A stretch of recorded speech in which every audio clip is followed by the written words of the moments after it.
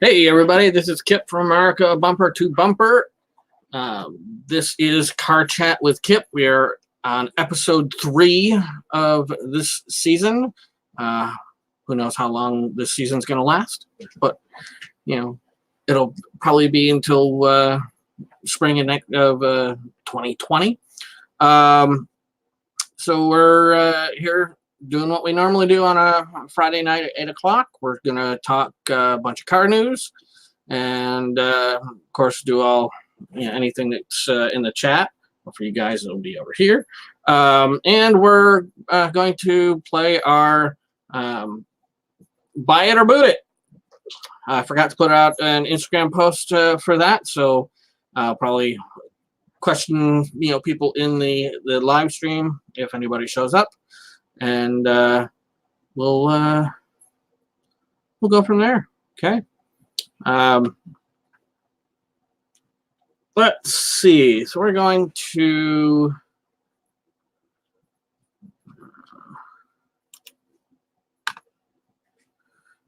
while no one's still in here, we're going to go over to YouTube and we're going to share this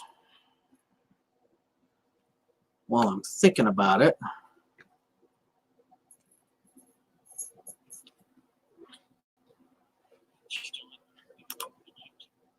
Let's see. Let's go ahead and share this. See if we get some people to come in here. Let's go Facebook.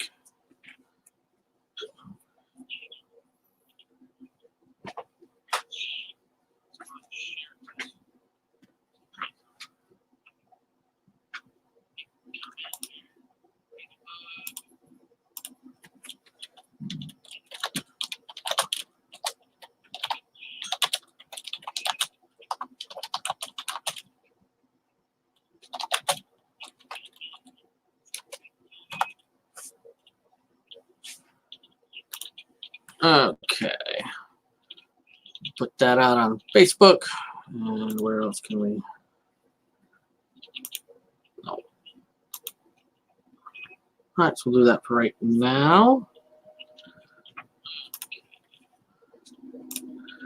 Okay, so hey, Walt, thanks for stopping in.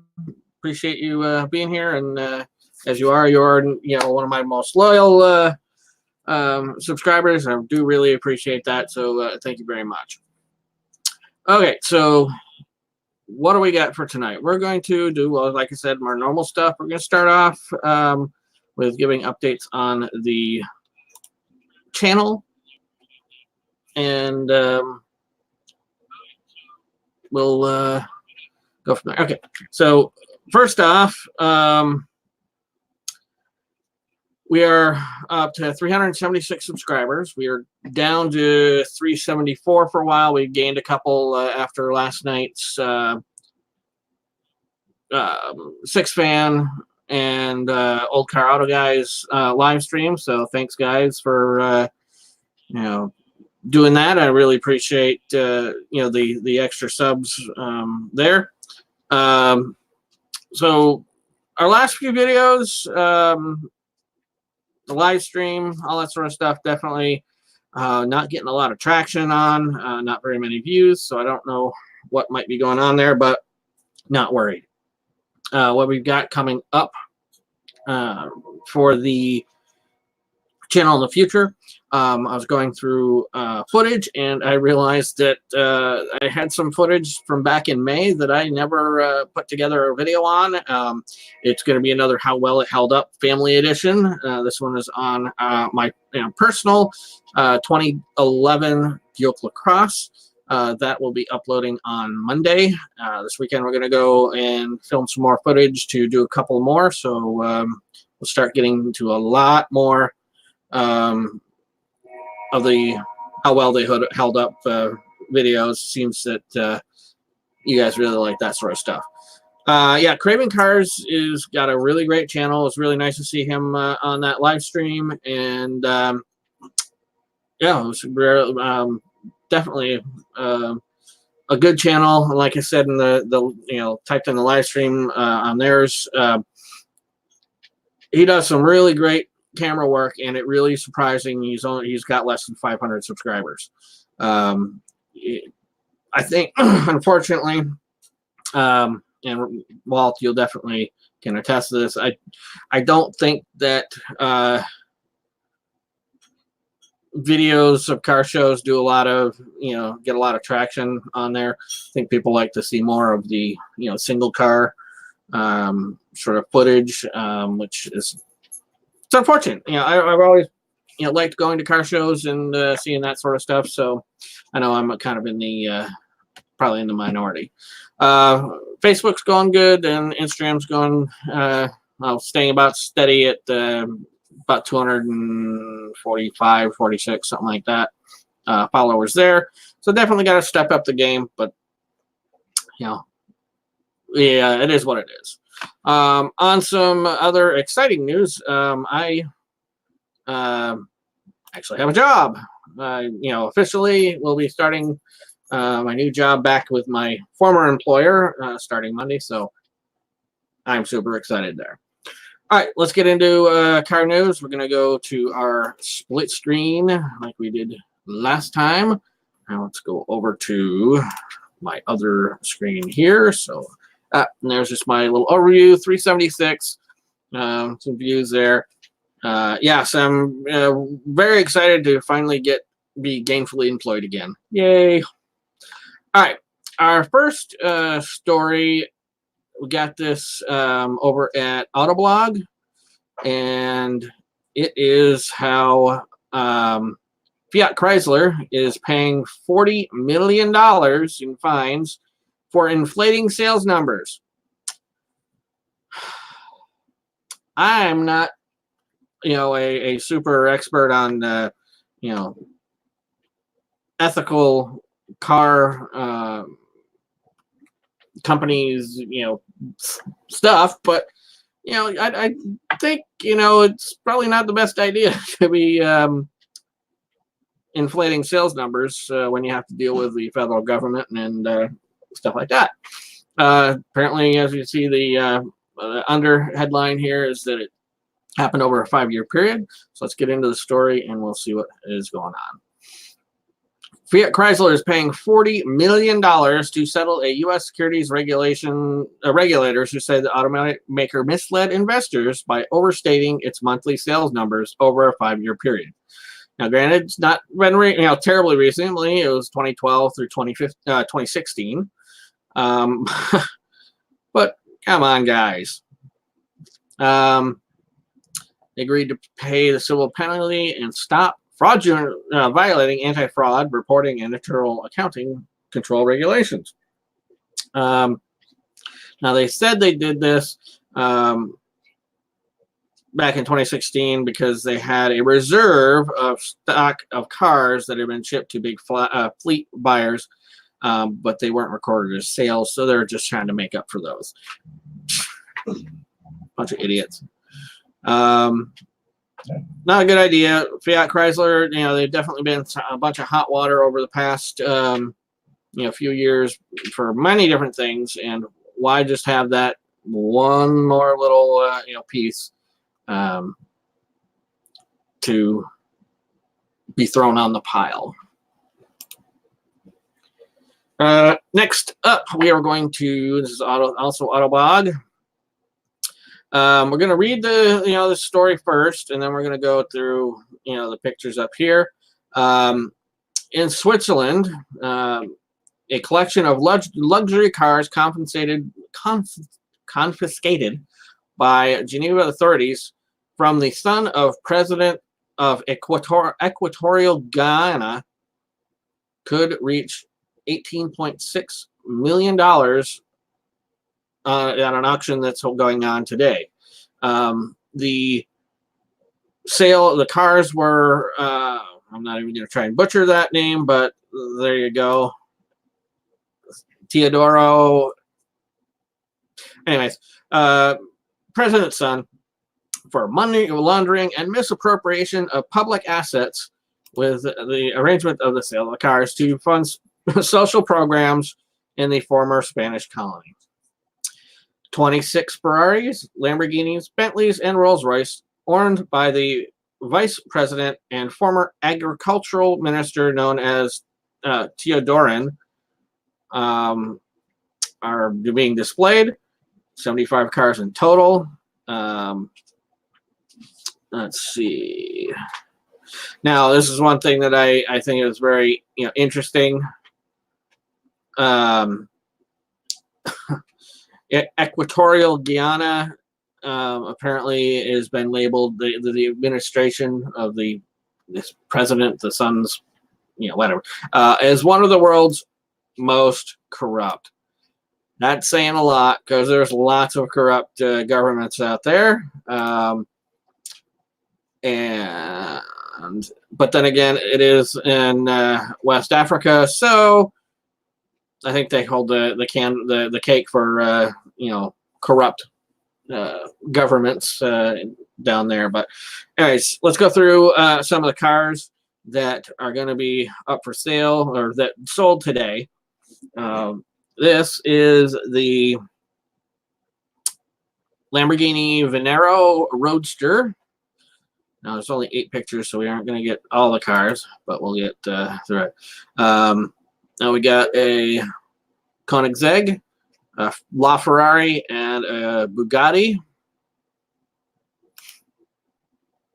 And then we got a McLaren P1, perhaps.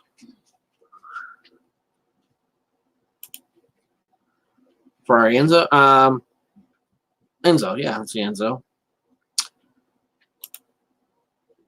Another look at the LaFerrari and the Bugatti. And a back picture of the Venero. Let's go back down. We'll see if it gives you any other ideas of the cars. 56 Aston Martin Lagonda. Oh, no, that's from something different. That's somebody else that's selling the car at this particular auction. It'd be cool to see all the other cars that were going to be up for sale, but nevertheless, yes, definitely fine taste in autos. A little bit closer to home, thieves steal 2 classic cars from Tennessee shop. This is from Motorist. And there's a $5,000 reward for information. So I know you and I, Walt, aren't from the area, but definitely if anybody's in the Tennessee area knows more about this, please contact the officials. It's every collector's nightmare. Beloved vehicle stolen in the middle of the night, right out from under your nose. It's exactly what happened. Auto body shop in Clarksville, Tennessee, stealing after someone recently took 2 of his own cars. He used a GM tow truck. Unidentified suspects loaded up 1 car under the cover of darkness, then returned later for the second. Let's see what we got. One of them was a 1941 Chevrolet Deluxe Master 2-door coupe, which I'm assuming this is the car up here.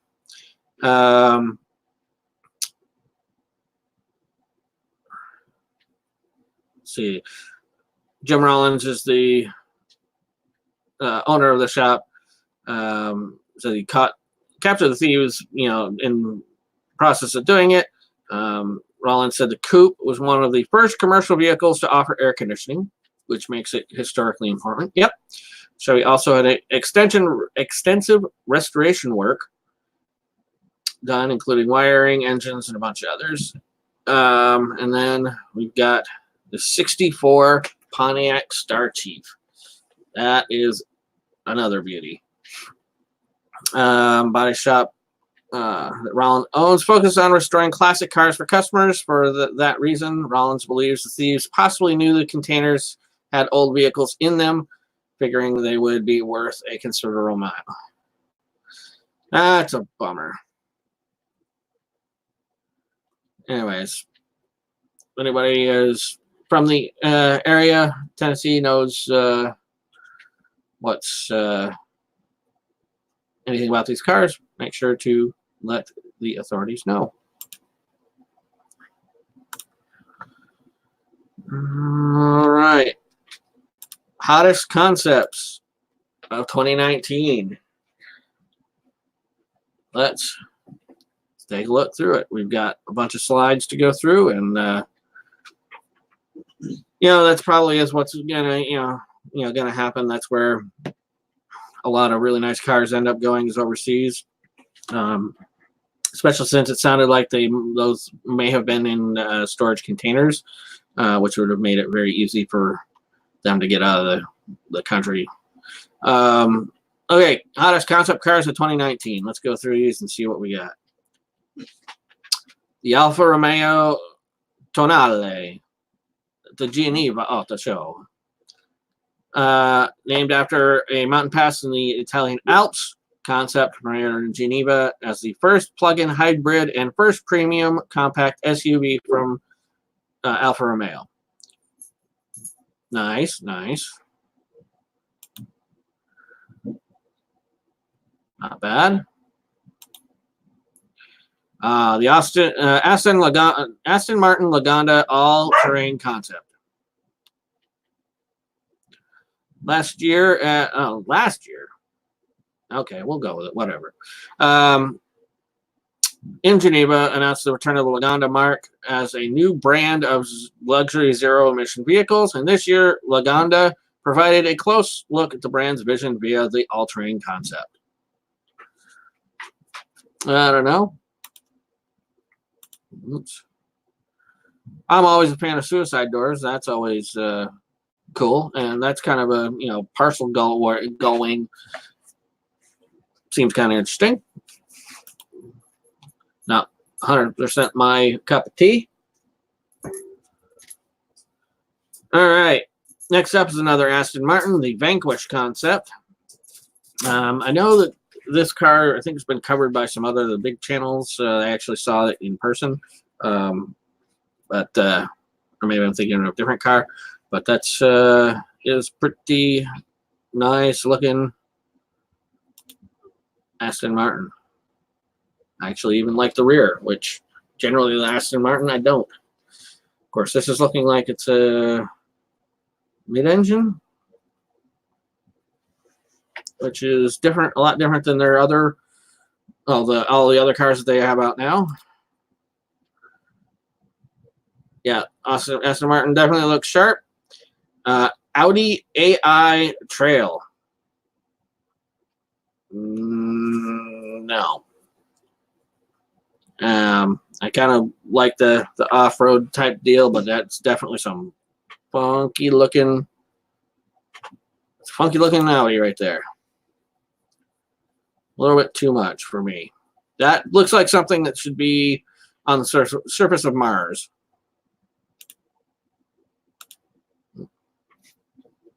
Audi Q4 e-tron, also at Geneva. Looks like every other SUV out there. The Bentley EXP 100 GT, shown at Pebble Beach. Not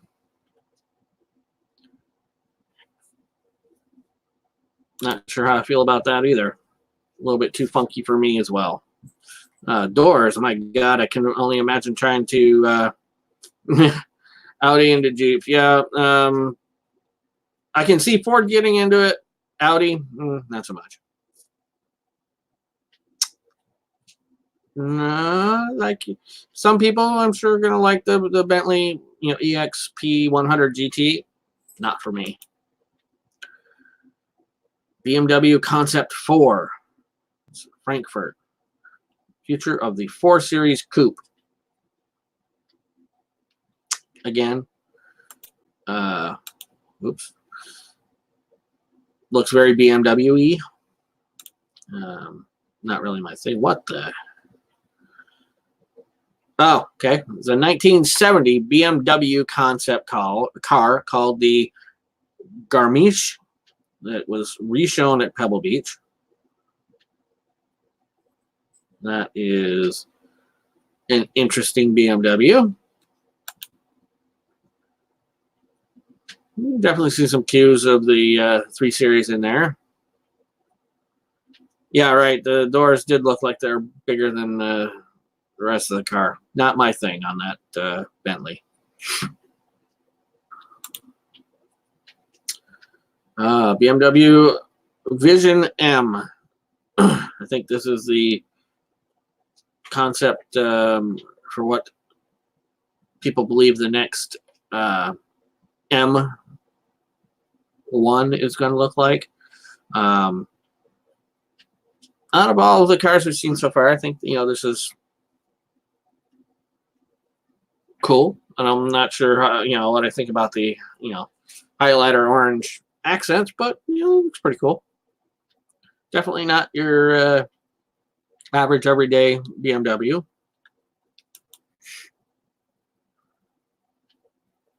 It definitely does have the shape of the the M1. I could do that. I could get into that car. All right, now we got the Genesis Mint concept from New York. Let's see, what is the Mint? Futurists take on a luxury city car that would be ideal for getting around the Big Apple. Okay, looks like an updated Velociter. But seeing that it's Genesis, yeah, it'll be a little bit more luxurious than other cars, but it just looks like a Velociter to me. That's funky. I don't really see the need for that, but hey, I'm not a car designer. All right, Honda E-Prototype. So Honda's electric vehicle, urban vehicle. I get a bit of what were those elements? Element look, feel to it. It's the way it kind of is fairly boxy and whatnot. Interesting.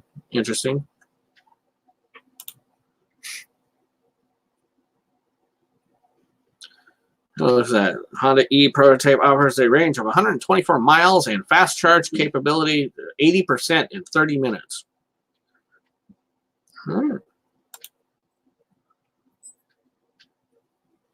A Hyundai 45 EV concept, so more electric. This is from Frankfurt. Yeah, it's definitely has a SUV look to it. That I think is cool. I've always liked that, swivel out the seats, kind of, I know GM had that. Maybe Ford, yeah, definitely looks like the Renegade. I don't know. Did Ford have those same sort of swivel seats in the Thunderbirds? I know that like Monte Carlos, you could get that option, and some of the other larger cars, GM put them. Anyway, anything getting in and out of cars, especially with a seat that looks like that and it's got so much bolsters on it, that swivel seats would be handy. Other than that, I could do without that. Oh, I got a Kia.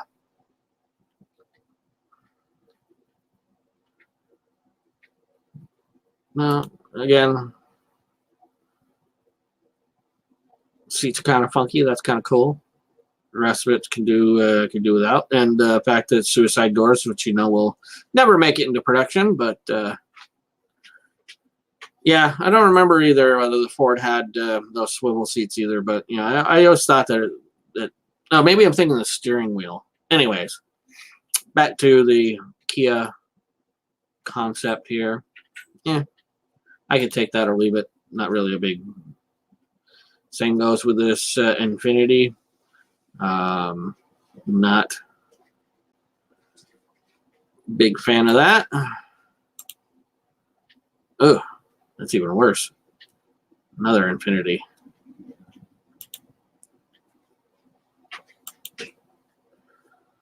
Karma is back. I forgot about them. My gosh, that looks like it also has a door that's longer than the rest of the body, if that's what those cuts are. I don't see it. Interesting. think it'd be better with a nice big V8 under there than an EV, but hey. Oh my Lord, those are big doors. Those, I think, actually, Walt, are bigger than those on the Bentley. That is massive. Imagine if one of those struts that hold up the door fail. You'd be cut in half.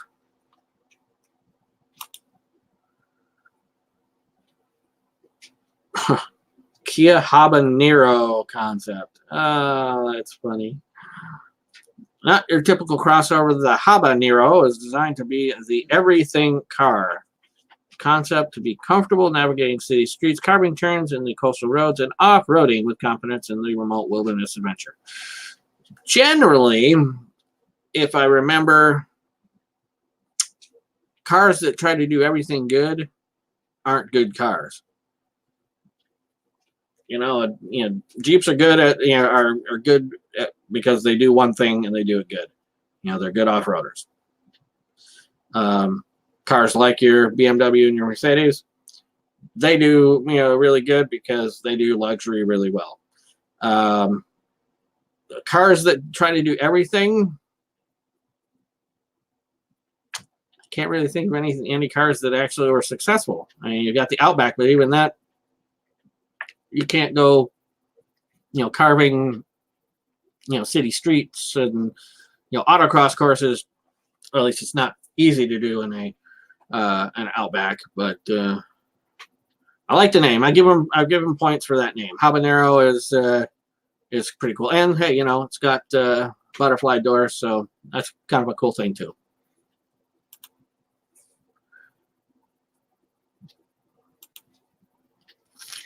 All right, a Lexus LC convertible. Thought they already put this car out. Apparently not. Hey, I'm just thinking the LC coupe. This front end, the huge grills that car companies have on their cars now, Transformer cars. Yeah, yeah. Just all right. BMW, or sorry, what am I saying? Mercedes-Benz. That's what that says, not BMW. Oh, jeez. Concept GLB Shanghai. Design a spacious, compact crossover that put in alignment between the GLA and the GLC. Okay. I like the rims and I like the choice of the off-road tires. I do like that this seems to be more focused off-road. That'd be kind of cool for them to have something. Okay, yeah, maybe I must have been thinking about the coupe for the Lexus. That might actually be capable, like the G-Wagen. Definitely has a look of being capable. See if they bring it out, if it actually is. Okay, Mercedes-Benz has a electric minivan. Definitely something we will, if they make it, we'll probably never see over here. Funky front end look to it. But I'm always a sucker for minivans, so I say bring it on. Kind of funky rear end too.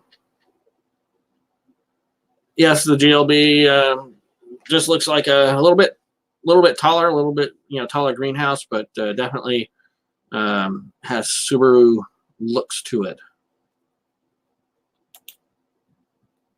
Oh, another Mercedes.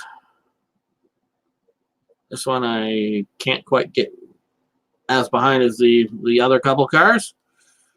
I'm just, I guess, too much of an old school guy and don't like. I don't know. Not me again.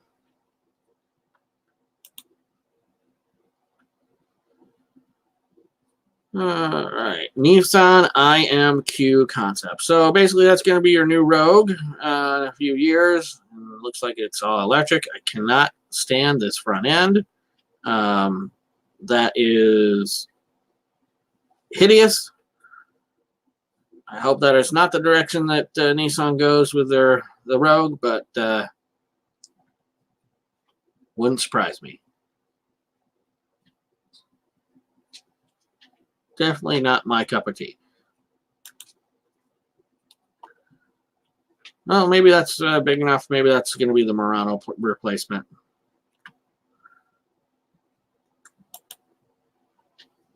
Another Nissan IMS concept. Gas electric. Oh, no, another electric. Let's see. Sports sedan. So maybe a new Altima. Yeah, it definitely looked like it had a chop top on that previous Nissan. This one definitely has a much higher greenhouse. Still not digging the grills there, Nissan, but again, I'm not a designer and won't be buying a new car for a while. Rear end, back end doesn't look too bad on that, but and those rims actually are really cool. Subaru Visiv Adrenaline concept. So this is probably, you're looking at the next Subaru Crosstrek, unless it's bigger. Compact crossover that builds on Subaru's design philosophy of dynamic cross by solid. Okay, so this is probably going to be slotted under the Ascent if they bring it out.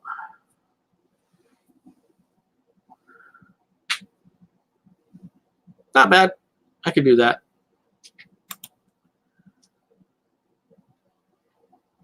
That's some Toyota. I'm getting some Toyota vibes here in the rear. I wonder if that's built on the HRC. I think that's Toyota's. Yeah, the Adrenaline concept definitely is one of the best so far that we've seen. And we got the Volkswagen Atlas Base Camp concept. So basically your Atlas, but bigger tires, a little off-road capable. I think it'd be pretty cool to have something like that.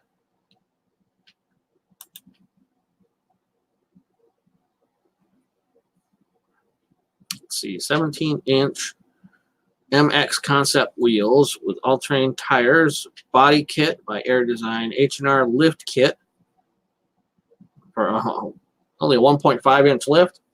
Okay. That wouldn't look too bad, a little bit higher up. Hey, Sean, thanks for stopping in. Really appreciate it.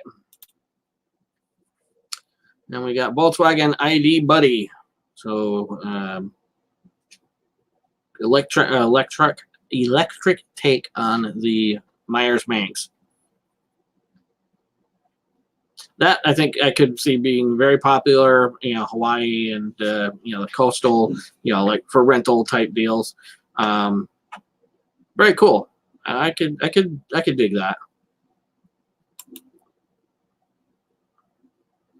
Yep, still looks like it's a two-seater, which I do know they made four-seat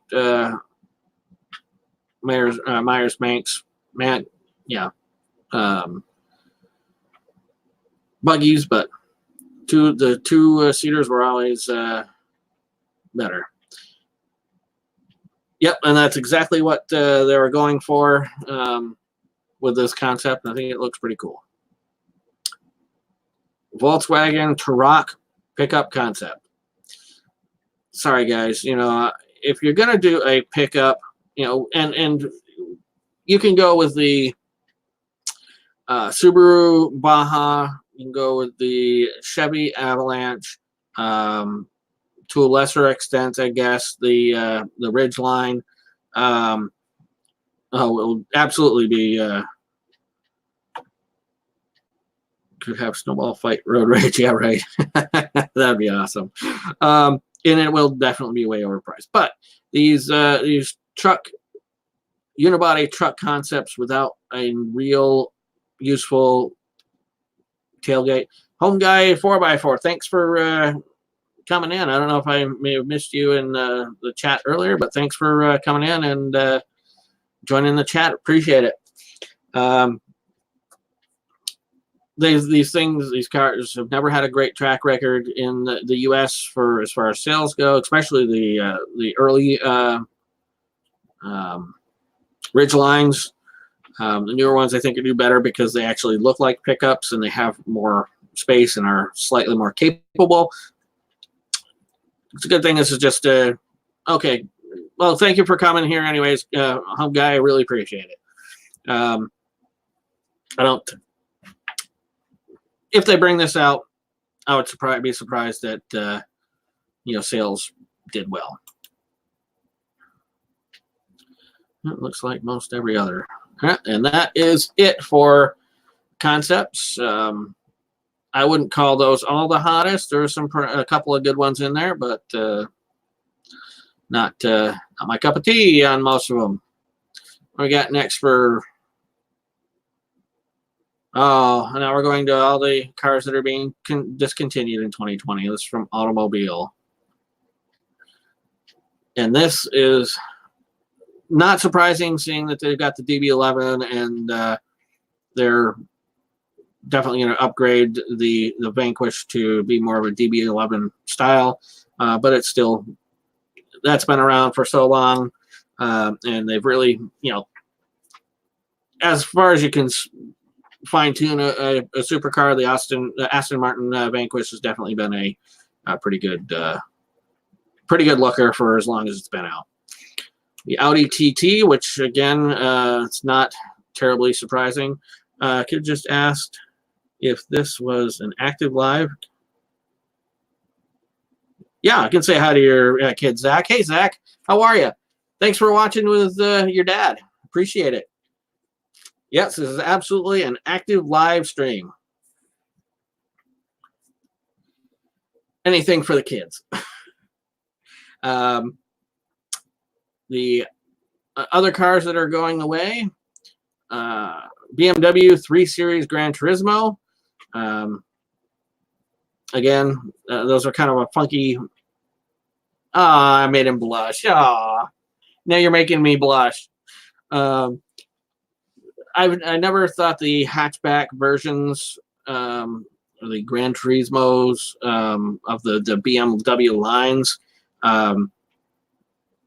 they didn't look good. I'm surprised. I'm not surprised that they're going away. What does it say? We call it Doug Bill Platypus of the BMW line. Yeah, it's just kind of an odd car. Never got into it. And like I say, the BMW 6 Series definitely looked even worse in my opinion. Buick, as we know, a lot of cars are going from the Buick line, basically all of their sedans. So it's not surprised the Cascada. And actually, I think one of the bigger reasons why the Cascada is going away is the fact that it is an Opel vehicle built, and Buick parts put on and shipped over here. Seeing that Opel is no longer owned by General Motors, that definitely does not surprise me at all. Buick LaCrosse, I really like the looks of those. I really thought that they would be do a lot better than they have in the marketplace. If I had the money, I'd go and snatch one of them up. We definitely have had some problems, as you guys will see, with our 2011 LaCrosse when that video comes out on Monday. But they're good looking cars. Cadillac ATS. Yeah, that's again not a surprise because they're changing the name yet again. I'm sorry, not with the ATS. The ATS has only been here for 4 or 5 years. but to be going through a whole nother, naming nomenclature, Cadillac needs to get their head out of their ass and just start going back to real car names. Eldorado, Sedan DeVille, Cimarron. I don't care if they, even brought that crappy name back. But going from an, ATS, which they should have had a little bit of brand equity, in, now to call it the CT4. It just makes zero sense. Every 4 or 5 years, completely renaming all of your cars. Maybe it's 10 or 15 years, whatever. Completely renaming the cars. Waste of money. Because you got to imagine it's going to cost them a ton of money to do this. CTS or CT6. Yeah, I think that's going away too because they're bringing out a CT5, which is a slightly smaller version. Which, again, I don't see why they're doing this at all. But hey, CTS again, they're getting rid of the CTS because it basically was replaced by the CT6. Now it's a little bit bigger, but that's what they've been wanting to, been doing for a while. And the XES, again, that is not a big surprise either. That was built on a front-wheel drive platform, and Cadillac wants to be back in the just the rear-wheel drive game or an all-wheel drive game.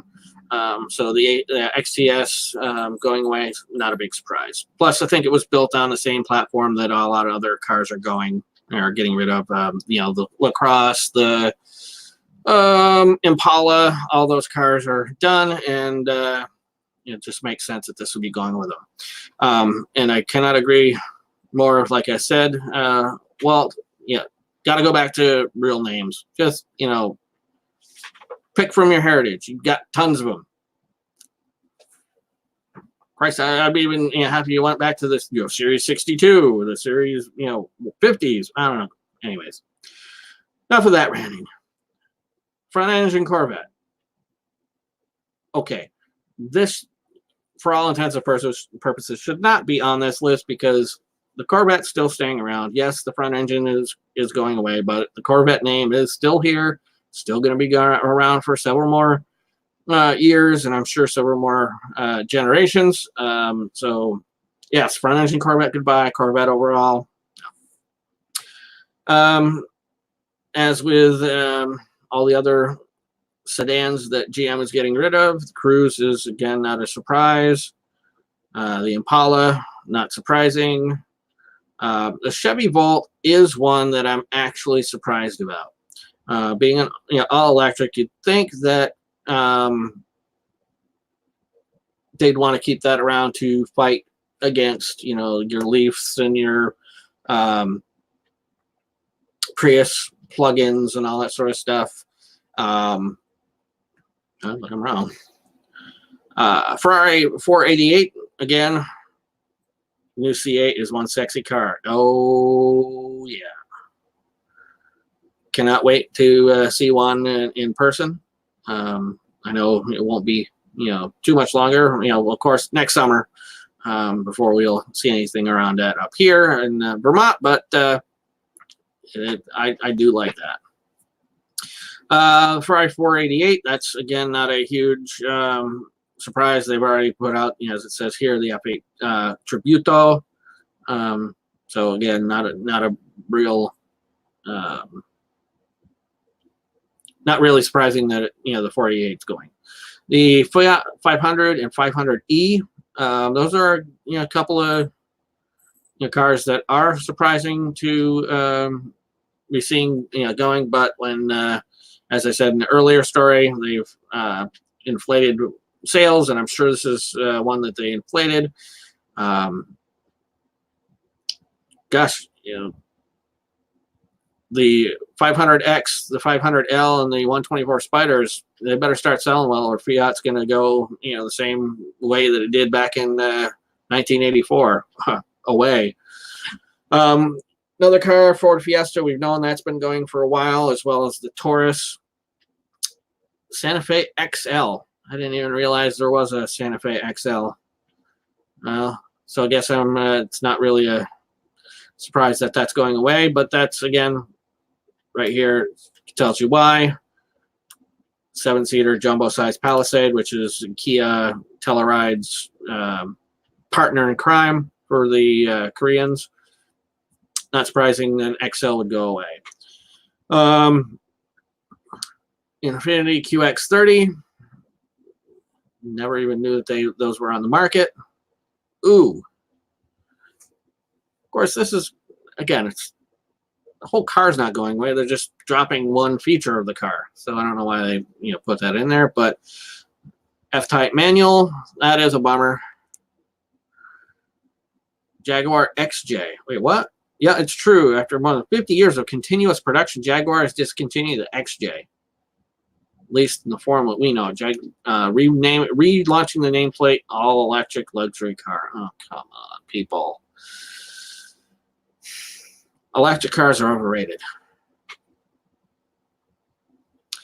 Okay, Lincoln MKC. Discontinued in name only. Yeah, it's, not a big surprise. MKT, yeah.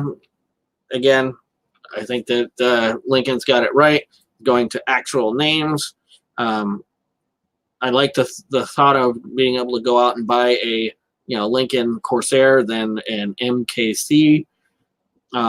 If they were doing something like the Mark Series, coupes that they did back in the 70s, 80s, whatever, that is a different story. I'm all for an MK something. But just to throw a couple more letters after MK, I think it's better that they're going back to real names. Aviator, Corsair, way to go. Yeah, I haven't.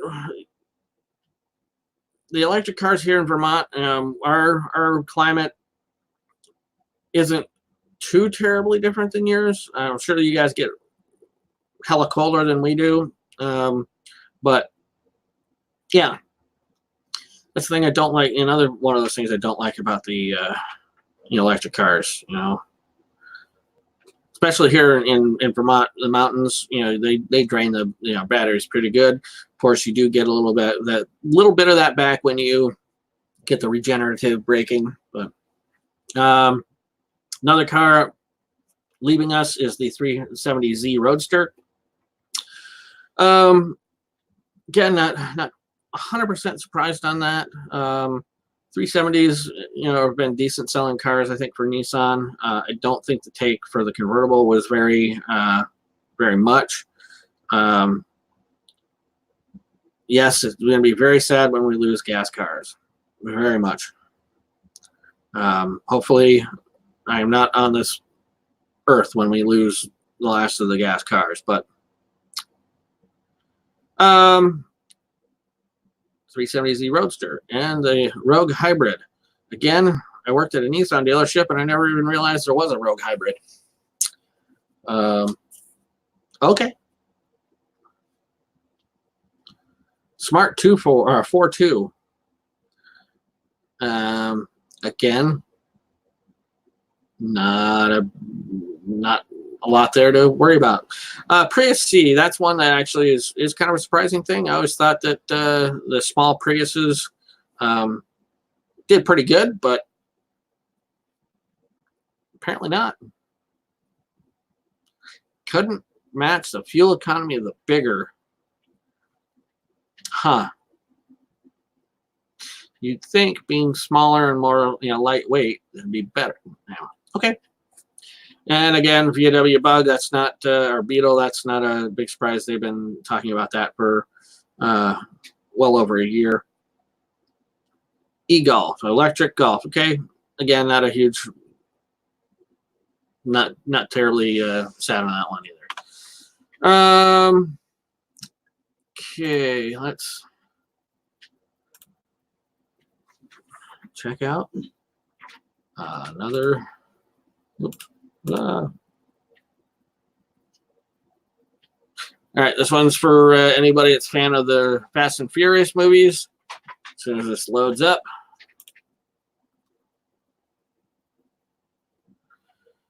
Mid-engine Dodge Charger spotted during Fast and Furious 9 filming.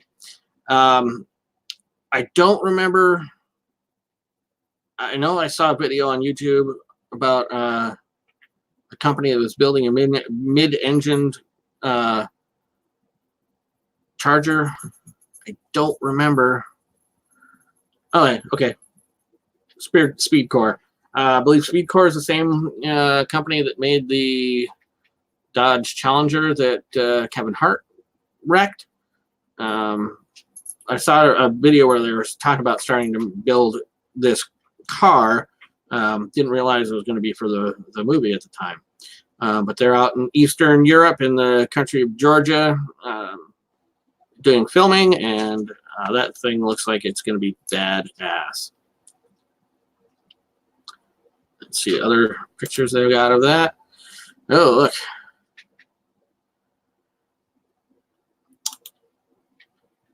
Oh, Nova. For you, Sean. 69. Let's tell.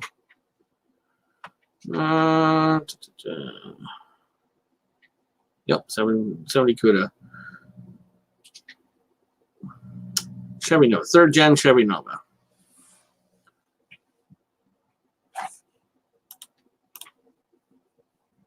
Holy moly. Looks like it's going to be action-packed like the rest of the movies. So anyways, if you guys are here in the chat, fan of the Fast and Furious movies or not?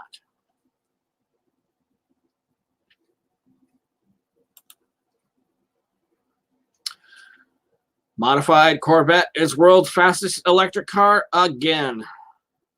Okay. This is one aspect of electric cars I can get behind.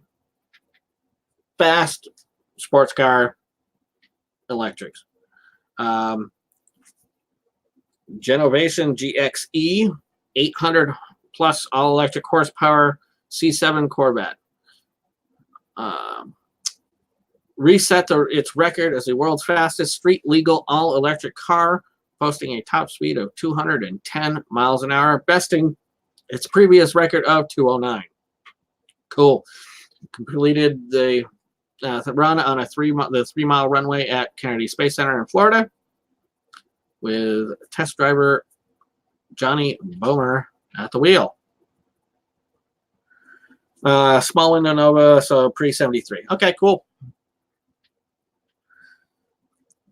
The first two, in my opinion, Fast and Furious movies weren't bad.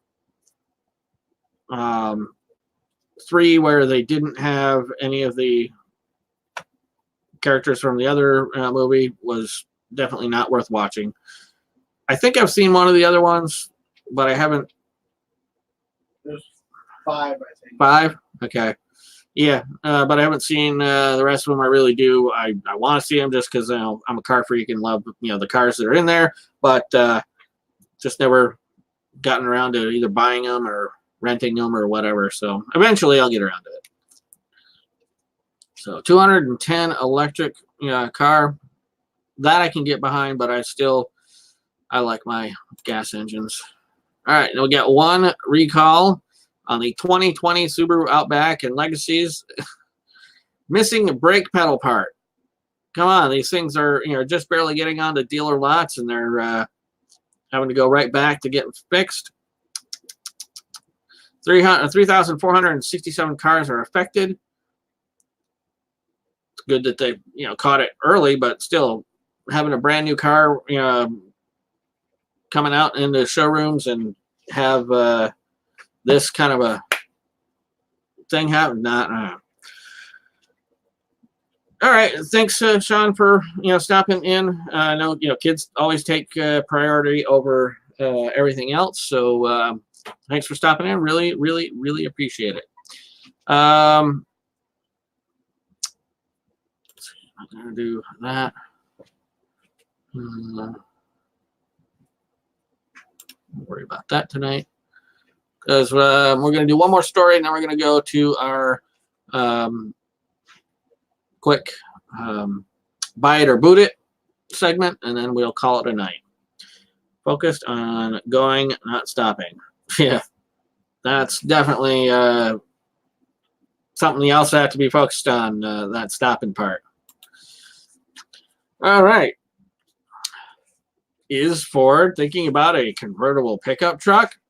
I say no. I believe that this is all stuff that they've put as truck, but it's really, I bet you, for the Bronco. This is not a Ford, as you can see. It's a Dodge Dakota.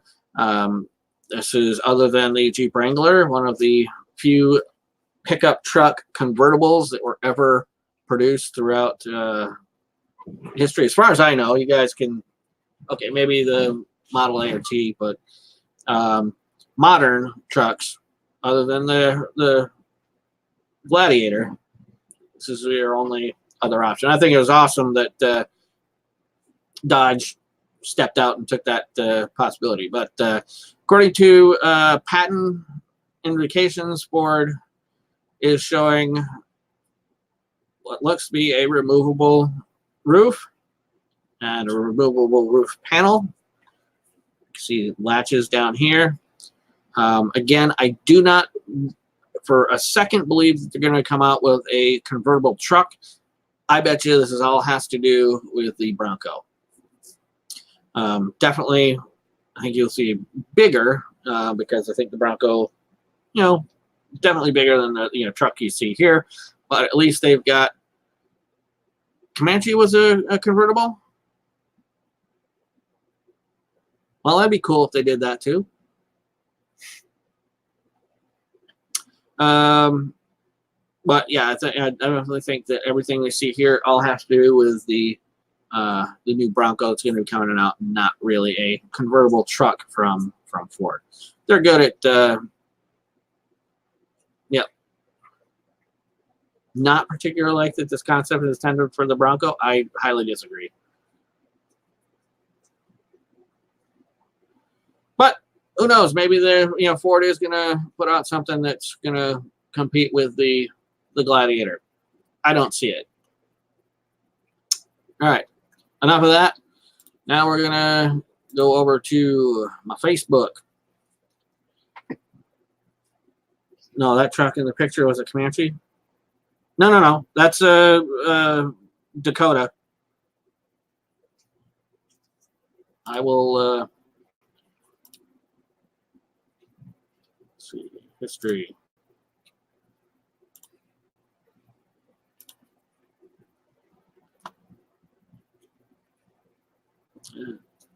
They even talk about it, right? Dodge Dakota convertible in the late 80s, 89 to 91. Dodge, says Dodge right there. Dodge.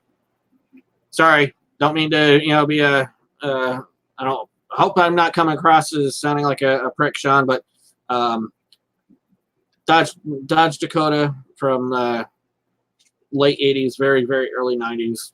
They did have the convertible top, and this was a factory option that you could have for that generation of Dakotas. And they only did it for a couple of years. I think there may have only been a few thousand of these things, built over the years, a few years, but absolute from the factory convertible. All right. Well, yeah, not to be a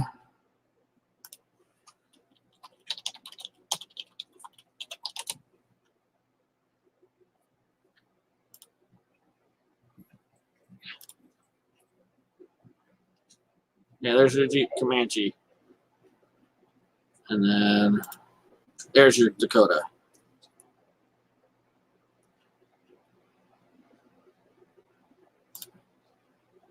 This is another truck that I would love to have. Don't get me wrong.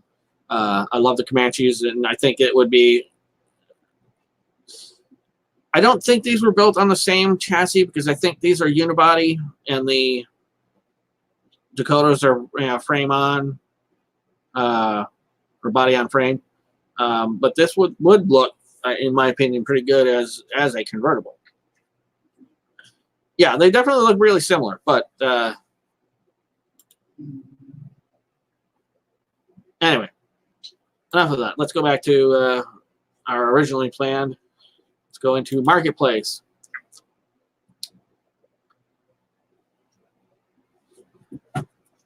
And into vehicles. All right, guys, someone give me a city and state. And I need a price range, a couple $1,000s in difference. And then we'll see what kind of cars we can find in that area and whether those are good deals or whether they're not.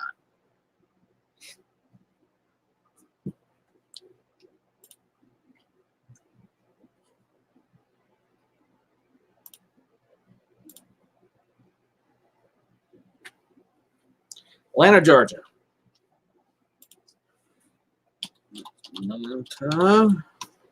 Georgia. Today we're going to do 100 miles with range, which I always do. And another thing I always do, I only go up to 1995. And 10K. All right. We'll go from 8,000 to 10,000.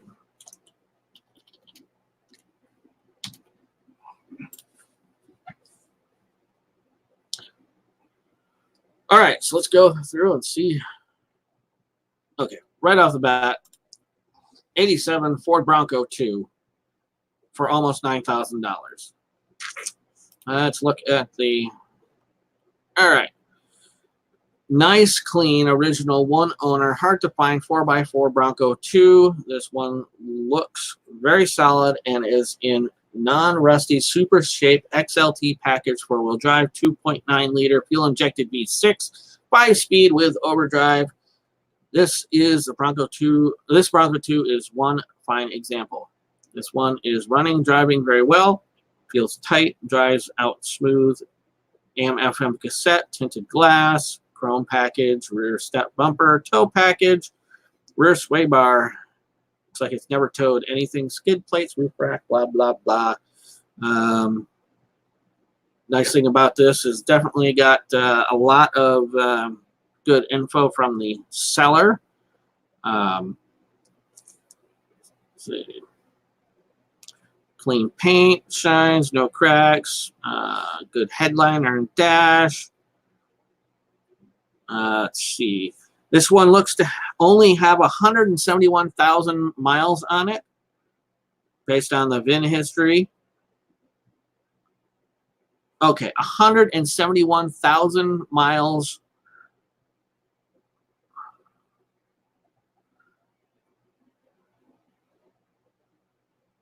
And you want $9 grand for it. All right, let's go through the pictures before we make any rush judgments on it. Of course, this is at a car dealership. Not a big surprise there. Looks good from that angle. Outside, oh, this looks better from with outdoor pics. I will tell you, it's super clean. These things rarely, if ever, it's rare to find these things in super clean condition. I do like the original style wheels. It's from the 87, yeah. Before they went to the composite headlights, which is cool. 71,605. More interior picture. I want to see something inside the car. I don't care about. Nice, the swing away. Come on. No interior picture. Oh, there's one. Okay, yeah, the headliner's good. Okay, I'd much rather see some interior pictures to be able to see what the inside looks like other than just the odometer, speedometer, and the headliner. Anyways, what do you guys think? At $8,890, buy it or boot it?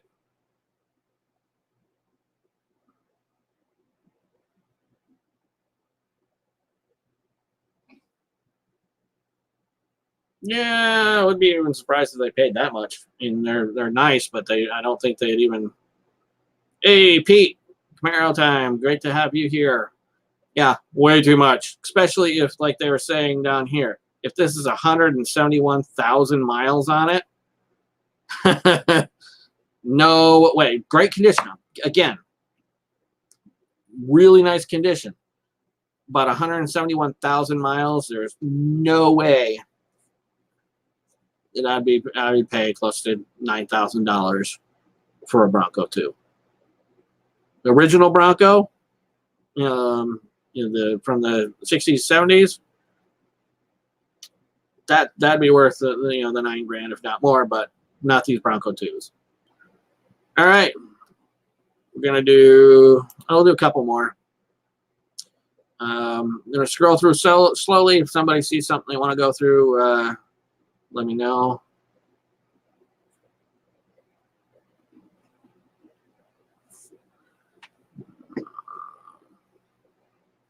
That's something you don't see every day.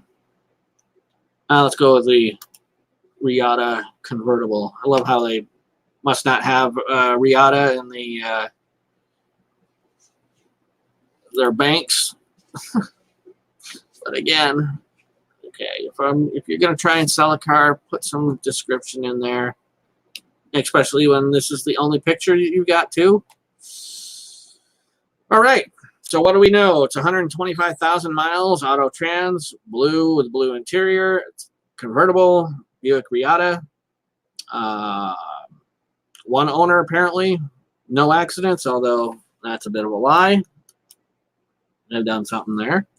$8,000, good deal, or buy it or boot it. I'm gonna say boot it because you don't give enough information. Too much with the damaged bumper. Yep. Too much. Let's.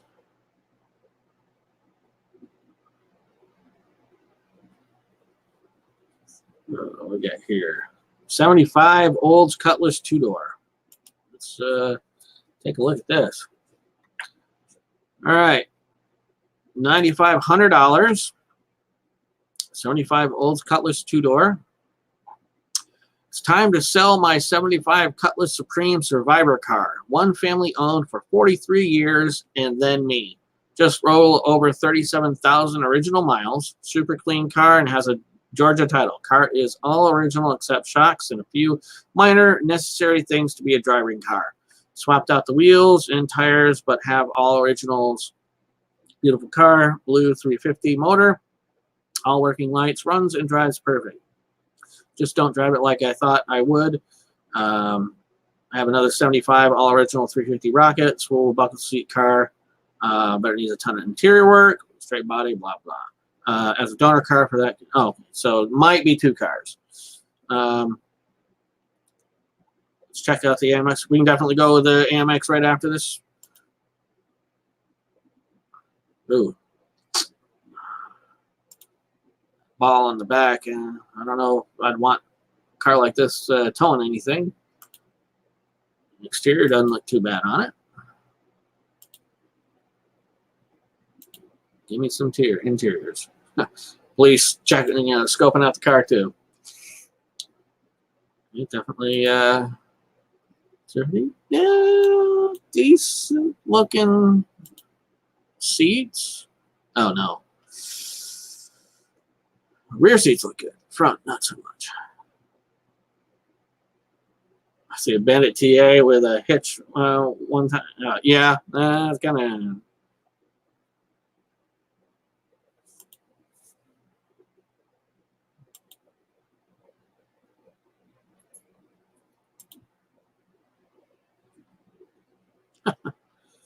Oh, look at that.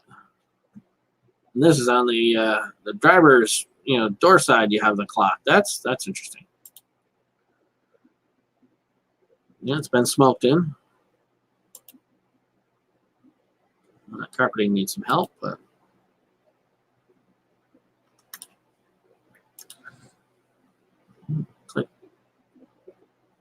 Interesting headliner. All right. So what's $6,000 would be a good for that one. I agree with that. Wheels look nice. Clone is the Herschel's. Yeah, that definitely good. I do like the rims on that. Definitely nice looking. The interior was a little bit nicer. Maybe I'd be in it for 95, but as it sits, I agree with Pete. $6K. All right, let's go back to that AMX. 71 AMC AMX. Price reduction. $10,000. Driven 1,000 miles. Don't think so. Auto Trans, blue. Very rare. One of 2054 made. Second owner. First driver, daily driver for the last 40 years. So definitely not 1,000 miles on it. 360 auto, needs loving home. There aren't many pictures of it, but let's definitely been. I can't say that it's been a daily driver with all that dirt and stuff on it. Well, the interior definitely shows that it's a daily driver.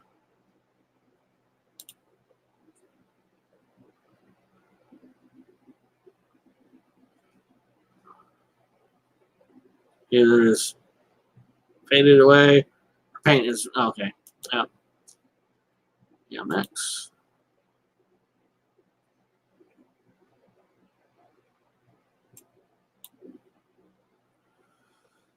I would say definitely faded away would be my guess on that paint. But all right, Pete, would you pay $10,000 for it? Definitely sure there's some out there that would, especially if it is as rare as the owner is saying. It looks like good bones anyways. Too much, you saying? All right. All right, we're going to do one more, and then we're going to call it a night.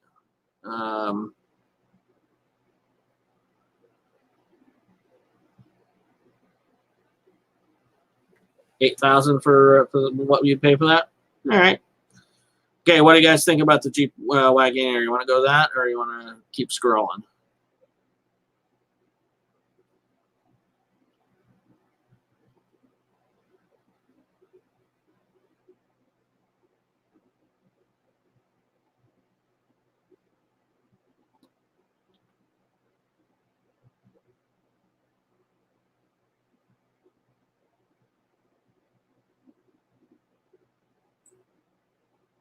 You'd have to give me 10K to take it. Oh, that's funny. All right. The last one we're going to do is this Jeep Wagoneer. I like the looks of it. Let's see what we got. We got $8,500, 10,000 miles, which again, I do not believe in a minute. All original, great shape for its age. Originally titled in VA, now titled and drivable in Georgia. Why can't you put just a little bit more of a description in there, folks? Toledo, built in Toledo. And also, for the love of God, do your pictures in daylight. Definitely got a bunch of faded paint on there. Interior doesn't look bad for 78.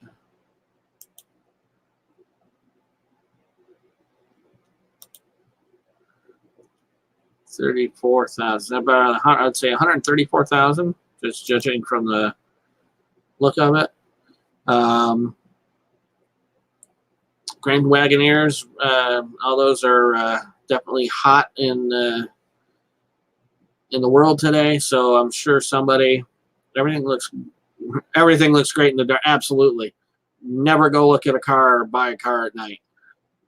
You will definitely regret it. And again, I'm gonna have to agree with Pete on this. That's in my opinion, a $6,000 to $7,000 rig, but it doesn't look bad. It's the one great thing about being down in Georgia. Yeah, not in the rain either. Definitely. Southern states, Georgia, Tennessee, definitely have a lot better cars. And then, of course, you get out to someplace like Arizona, New Mexico, Texas, another great places to find good bodies for cars. That's something I would always love to do is go out there, say Arizona, buy cars that have, 200,000-300,000 miles, on in the motors, but have great bodies, bring them back here, put motors from our vehicles that, only have 100,000 because the body is rotted away and transplanted off. Yeah, definitely out of the Rust Belt. You're very lucky to live where you are, Pete. We have tons of rust issues up here. I never buy something at auction, here, because 9 times out of 10, especially if it's a truck, they're toast. All right. So I want to thank everybody who's hung around and stayed with us and watched for the hour and 16 minutes we've been here. Again, very, very much appreciate your hanging in there. I do this every Friday at 8 o'clock. So if you know other people that love, this sort of stuff, tell them to stop on in. I think the best views that I've, gotten was about, 10 throughout a live stream. So love to see that get up there. Also, potential of maybe adding in a co-host. Maybe a couple over a few sessions, see how that goes. So if anybody's interested in coming in and doing this sort of thing, drop a comment, let me know. Yeah, that's what we're going to do it. And we're going to actually end the show with something a little different. I've got a new way to end rather than my have a day. Hopefully it's a good one. Now we're going to try out. Just remember, guys, a dream without ambition is like a car without gas. You're not going to get very far. Have a great day.